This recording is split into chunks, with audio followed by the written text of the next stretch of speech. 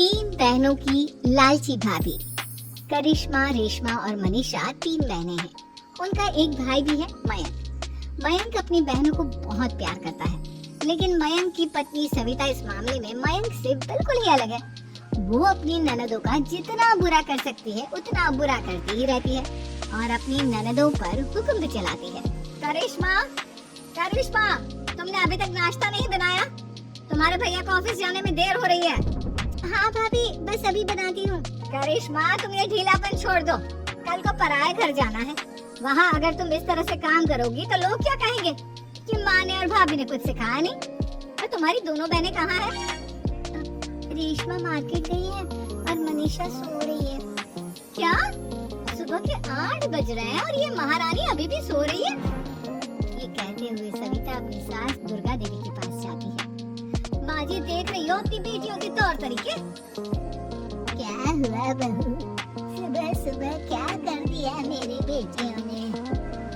अरे एक तो अभी अभी उठकर किचन में गई है, दूसरी सुबह सुबह बाहर चली गई और तीसरी अभी तक सो रही है।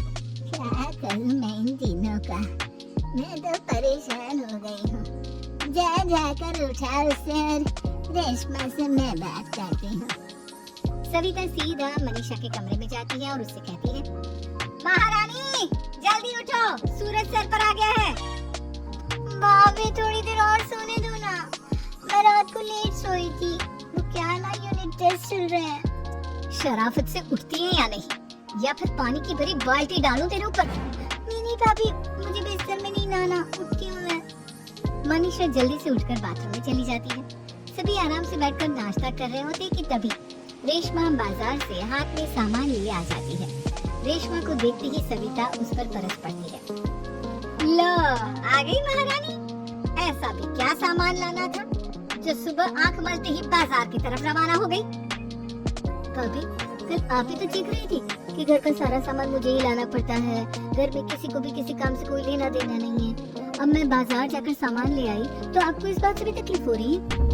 देख रही हो माँ जी, अपनी बेटी की जुबान कैंची से भी तेज चलती है। और मयंक, आप तो कुछ कहेंगे नहीं अपनी लाडली बहन को?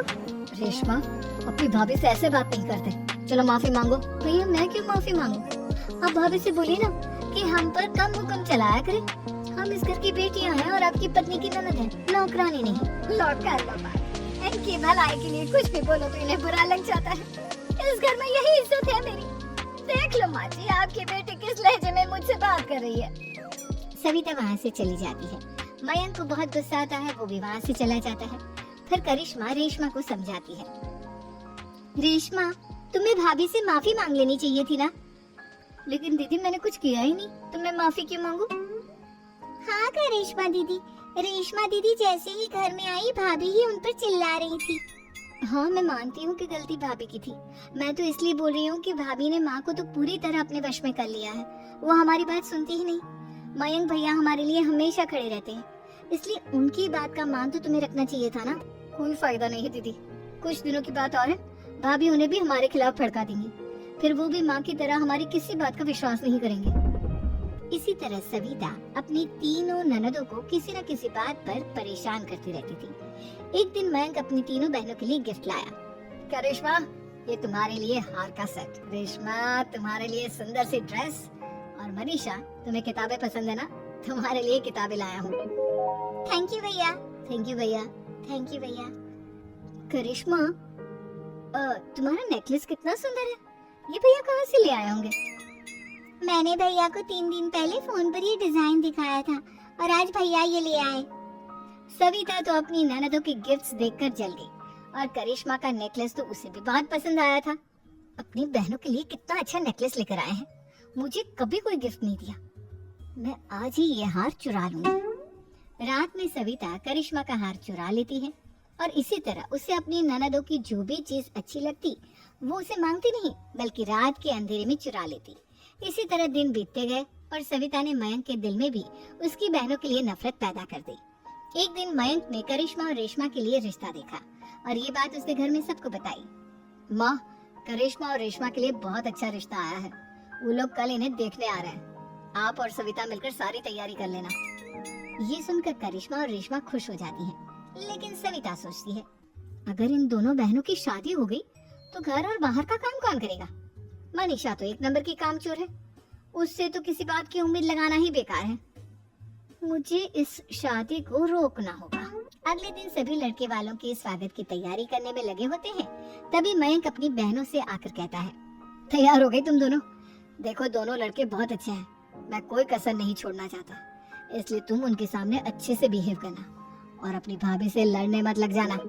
करिश्मा, तुम वो नेकलेस पहन लो ना जो मैं तुम्हारे लिए लाया था। भैया मैं बहुत देर से वो नेकलेस ढूंढ रही हूँ, लेकिन मुझे मिल ही नहीं रहा। क्या तुमने नेकलेस खो दिया? तुम्हें पता भी है वो कितना महंगा था? तुम कोई काम ढंग से नहीं कर सकती। मयंक गुस्से में वहाँ से चला जाता है। थोड़ी देर बाद लड़के वाले भी आ जाते हैं।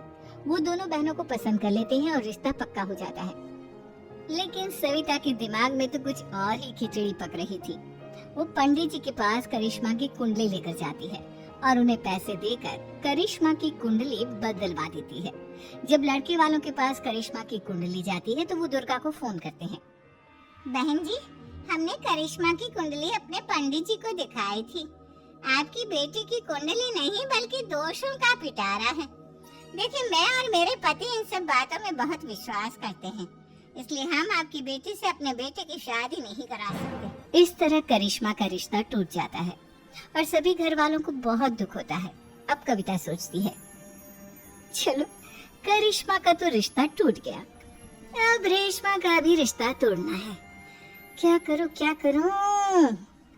अब सविता आवाज बदलकर किसी अननोन नंबर से रेशमा के होने वाले ससुराल में फोन करती है।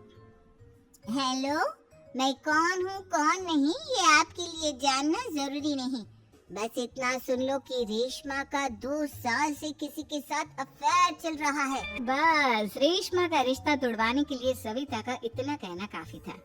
अब रेशमा का भी रिश्ता टूट गया।